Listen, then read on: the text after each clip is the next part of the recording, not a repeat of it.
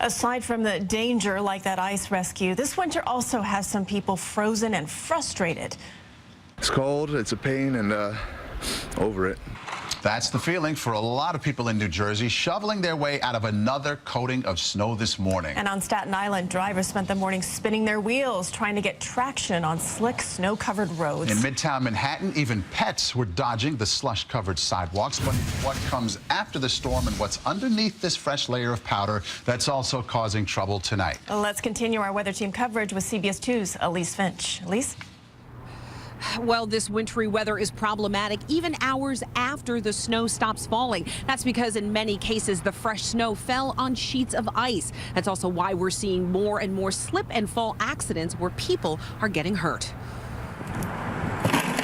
Martha Monsees cleans her driveway frequently and takes her time when walking around after each snowfall. I'm very, very careful. You know, the older you get, the more you have to be careful. This winter, people of all ages are having to be more careful as they navigate snowy walkways and staircases. In the suburbs and the city, there are slippery layers of ice underneath freshly fallen snow.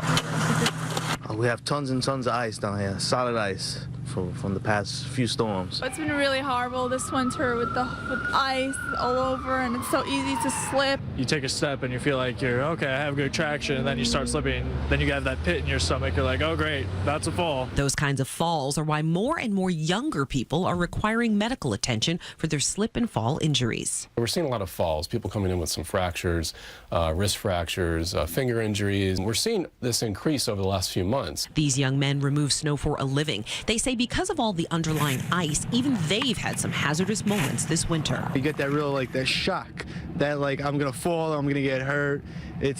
Sometimes it's scary. I mean, we have all, boots and everything, we have the gear, but, you can still fall. There's still a hazard out there.